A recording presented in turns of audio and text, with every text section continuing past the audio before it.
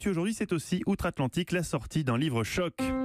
Il est signé Bob Woodward, le journaliste à l'origine du scandale du Watergate, et il s'intitule Peur, Trump à la Maison-Blanche. Jean-Éric Brana, bonjour. Bonjour. Vous êtes maître de conférence à Paris 2, spécialiste des États-Unis. La sortie de ce livre est très attendue là-bas. L'auteur y qualifie notamment Donald Trump de paranoïaque, colérique et inculte. Est-ce qu'on peut encore espérer que ce portrait soit un peu exagéré, un peu à charge, ou bien il faut craindre que ce soit hélas un juste reflet de la réalité ? Alors, en réalité, ce portrait-là, on l'a quand même depuis, j'allais dire 2 ans, c'est pas vrai. Ça vient C'était confirmer, même pendant la campagne. Alors, si ça l'a confirmé, une remarque rapide quand même, il a quand même été élu. C'est-à-dire qu'il y a quand même une partie des Américains qui, malgré le fait qu'ils soient colériques, paranoïaques, ont choisi... Il n'y a pas eu tromperie sur la marchandise, on le savait déjà. Et c'est pour ça qu'effectivement, toutes ces attaques, en premier lieu, ne prennent pas, parce que les Américains savaient ce qu'ils achetaient et qu'ils l'ont acheté quand même. Alors, maintenant, ce qui se passe, c'est qu'une fois qu'il est arrivé dans la fonction, on s'attendait à ce qu'il change. Et c'est vrai qu'on s'est aperçu que, par exemple, il allait continuer à tweeter, ce qui nous avait beaucoup surpris. Et la valeur d'exemple que représente un président aux États-Unis ou ailleurs, on l'a pas avec ce président. Et c'est vrai que autant on attend, par exemple, que le professeur qui s'occupe de tous les enfants, il se comporte bien avec les enfants, etc., quelle que soit la fonction, on l'a pas avec ce président, jamais. Et ça horripile quand même une grosse partie de la population, voire les déçoit terriblement, voire pire. Et effectivement, ça participe de ce rejet que suscite le président Trump, et qui va continuer, parce que dans les 2 ans qui vont venir, on ne pense pas qu'il va changer aucunement sa façon de faire. Alors, dans ce livre, Jean-Éric Brana, il y a des citations un peu dingues quand même. On découvre notamment que Trump aurait déclaré à propos de Bachar el-Assad, le président syrien, « Tuons-le, bordel !»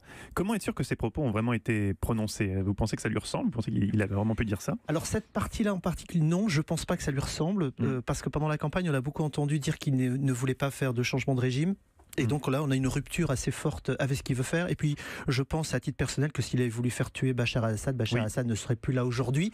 Il y a des phrases qui sont prononcées dans ce livre, comme l'affaire avec Gary Cohn, qui sont des propos rapportés. Or, vous savez, en tant que journaliste, que les propos rapportés, c'est toujours un petit peu problématique. Alors, c'est dans la bouche de Woodward, qui a expliqué qu'il avait enregistré tous ceux qui rapportaient ces propos, mais ce n'est jamais avec Trump. Et ça, c'est quand même le point faible de ce livre. Alors, après l'apparition d'une tribune anonyme dans le New York Times la semaine dernière, dont on a beaucoup parlé, et la sortie de ce livre de Bob Woodward, Donald Trump, un peu exaspéré, voudrait changer les lois sur la diffamation. Il veut rétablir la censure, en fait ? Oui, c'est ça, mais ça, c'est depuis qu'il est arrivé. La guerre avec la presse, la guerre avec l'information... Mais ça passe bien au niveau du public américain, au niveau de l'opinion publique ? Évidemment que non. D'abord parce que les Américains sont très attachés à leur liberté de parole. Il y a ce qu'on appelle le premier amendement, donc un amendement qui a été rajouté à la Constitution américaine, qui donne une liberté très étendue par rapport à ce qu'il y a à la France. En clair, on peut absolument tout dire ou tout écrire à condition que ce soit vrai, parce que si c'est faux, vous avez un procès après coup. Mais ce sera publié de toute façon, ou ce sera dit. Et ça, c'est effectivement quelque chose qui est très cher aux Américains. Leur liberté de penser. Donald Trump s'inscrit dans une autre logique, comme beaucoup de dirigeants, au passage. Mais lui, c'est de façon un peu plus prononcée. Vous parlez du premier amendement, je voulais vous parler du 25e amendement, qui est souvent invoqué par certains opposants à Donald Trump, pour tenter de le chasser d'ailleurs du pouvoir. De quoi s'agit-il exactement de ce 25e ? Alors bizarrement, c'est pas du tout fait pour chasser quelqu'un du pouvoir, le 25e amendement. Le 25e amendement est une disposition qui a été rajoutée pour pallier à un défaut. Par exemple, quand le président est opéré et qu'il a une anesthésie générale, à ce moment-là, il gouverne pas. Et s'il y avait une décision à prendre pendant qu'il est sur le billard, il faudrait bien que quelqu'un puisse appuyer sur le bouton magique et terrible, par exemple. Donc on donne le pouvoir pendant, ça peut être 2 minutes, 10 minutes, 2 heures, 10 jours à quelqu'un d'autre. Dick Cheney était le dernier en date, ça a été utilisé 6 fois. Ce n'est pas fait pour destituer un président. Pour ça, il y a une autre procédure qui s'appelle l'impeachment, qui est beaucoup plus simple en plus, parce qu'il faut une majorité simple à la Chambre, alors que le 25e amendement, il faut une super majorité des 2/3. Donc c'est complètement hallucinant ce débat qu'il y a aujourd'hui, parce que déclencher le 25e amendement, ça ne ferait rien du tout.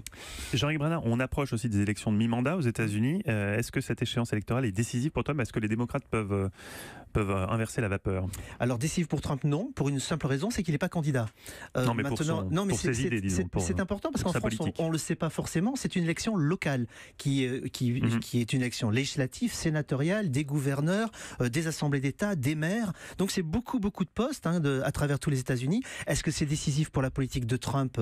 Oui et non, parce qu'on sait qu'au Sénat, il n'a aucune chance de perdre la majorité, et même il risque de l'améliorer. La Chambre, c'est très branlant actuellement, on n'est pas sûr qu'il va gagner quoi que ce soit. En revanche, dans les États, les gouverneurs, là, il risque d'y avoir un carton du côté des démocrates. Ça, c'est très important, c'est un vrai contre-pouvoir face à Donald Trump. Un tout petit dernier mot sur le plan économique, pour se faire un peu l'avocat du diable et l'avocat de Trump, en l'occurrence, sur le plan économique, les États-Unis vont plutôt bien. Ça, c'est quand même bon pour lui, pour l'opinion publique. Je veux dire, au-delà de toutes ses affaires et de tous ses livres, finalement, est-ce que c'est pas le plus important pour les Américains?